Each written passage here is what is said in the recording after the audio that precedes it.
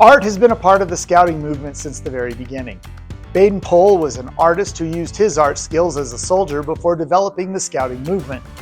Ernest Thompson Seton and Daniel Carter Beard were both artists who met at a New York art school many years before they connected to help start the BSA and contributed illustrations and artwork to the cause in its early days.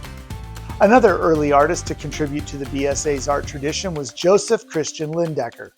One of his most famous BSA paintings is Weapons for Liberty, USA Bonds, which he painted in 1918 to promote the Third Liberty Loan campaign. For 6 decades, Norman Rockwell painted dozens of masterpieces as well as provided illustrations for Boys Life magazine. When Rockwell retired in 1976, the BSA invited Joseph Csatari to carry on in Rockwell's footsteps, a role he fulfilled into the second decade of the 21st century. Csatari also painted more than 10 official portraits of BSA presidents and Chief Scout executives during his career. Today we're going to learn more about another early BSA artist, Remington Schuyler, who contributed much more than just artwork to the BSA, and take a look at an illustration he did for Christmas 1943 in this edition of Artifact of the Week.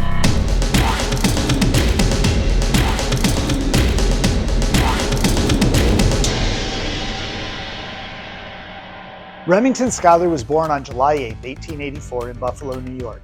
He was the middle child of 3 sons born to Sarah Anna Remington, whose father was a nephew of the artist Frederick Remington. His father, William Schuyler, was a public school teacher and later school administrator from Missouri. Schuyler's family lived in St. Louis, Missouri, and when he was 13 years old, his mother died of complications from a lost pregnancy. Schuyler graduated from McKinley High School, where his father was then the principal, and went on to study engineering and art at Washington University in St. Louis. In 1903, he left college and spent time on South Dakota's Rosebud Indian Reservation. While in South Dakota, he also worked as a ranch hand on the E-Bar Ranch and as a clerk at a trading post. These experiences sparked his love of the American West, Native American art and culture, and strongly influenced his own art later in life. Following his time in South Dakota, Schuyler received a scholarship to study at the National Academy in Rome and the Académie Julian in Paris. He also studied at the Art Students League in New York with influential draftsman George Bridgman. In 1906, he studied with Howard Pyle in Wilmington, Delaware. In 1906, Schuyler also published his first illustration, appearing on the cover of the Saturday Evening Post due to his association with Howard Pyle. He was soon providing art regularly for the Saturday Evening Post, Pearson's, and Munsey's magazine. On January 26, 1907, he married Anna Louise Ponder from Milton, Delaware. They left Wilmington and moved to Woodstock, New York, where they had a daughter whom they named Heidi, which was his mother's nickname. In 1916, Schuyler moved his family to New Rochelle, New York, an art enclave in the outskirts of New York City.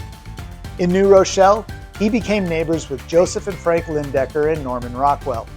New Rochelle had also been the home of his namesake Frederick Remington before his death. During the 1920s, he sold story illustrations to Life and St. Nicholas and The Century. He also painted cover illustrations for pulp magazines such as Frontier Stories, Short Stories, and West. Schuyler was also known to exchange his artwork for haircuts, meals, and other essentials he needed in his life. By 1923, Remington Schuyler moved his family to Pelham Manor, New York in Westchester County, where he became involved in the Boy Scout program there. By 1926, he served as director of the Pelham District and later served as second vice president of his local council. He also founded the Daniel Boone Society, an honorary group intended to recognize local Boy Scouts who excelled in their scouting activities. In 1929, Schuyler left Pelham and moved to Westport, Connecticut, where he was among the few artists that found work with the pulp magazines out of a resourcefulness during the Great Depression. He sold freelance pulp covers to Wild West Weekly, Battle Stories, and Short Stories. In 1931, he was granted an uncontested divorce from his first wife, who had left him in 1927. On December 15, 1932, the body of 12-year-old junior high school student Robert Glover was found hanged by his own belt in the closet doorway of the room he was occupying temporarily in the Schuyler home. The student was staying with Schuyler while his mother attended a White House conference with President Herbert Hoover on child health. Police ruled the death self-inflicted and likely caused by the stress of overstudying for school. In 1933, Schuyler married his second wife, and they had two sons born in 1933 and 1936. During the 1930s, he worked as a muralist for the WPA Artist Program in Connecticut, and he continued to provide artwork for the Boy Scouts and other publications. In 1939, his second wife died, and Schuyler moved back to Pelham, New York. In 1941, he married Winifred Clemens, and they had a son, Jonathan, who was born in December of 1942. Sometime during World War II, Winifred left with their son, and the marriage was annulled. In 1946, Schuyler married his fourth wife, Mimi Deutschmann. Schuyler continued to provide artwork for the BSA. Check out these covers of the 1939 and 1947 editions of the Handbook for Scoutmasters, and you'll see strong images of leadership that Schuyler rendered in his distinctive style. Relying on his experiences as a Scoutmaster, Schuyler also wrote some of the content for these books, and many of the pages are also filled with pen and ink illustrations he provided. Schuyler's illustrations can also be found in the 1940 and 49 editions of the Boy Scout Handbook. You will find his signature buffalo icon in the corner of many of his drawings. Additionally, Schuyler wrote early versions of the Art and Sculptor Merit Badge pamphlets, and based on his experiences in South Dakota, provided material and information for the Indian Lore Merit Badge. In the collection of the National Scouting Museum, we have this original art sheet drawn by Remington Schuyler, which includes illustrations that were produced for the 1943 How Book of Cubbing.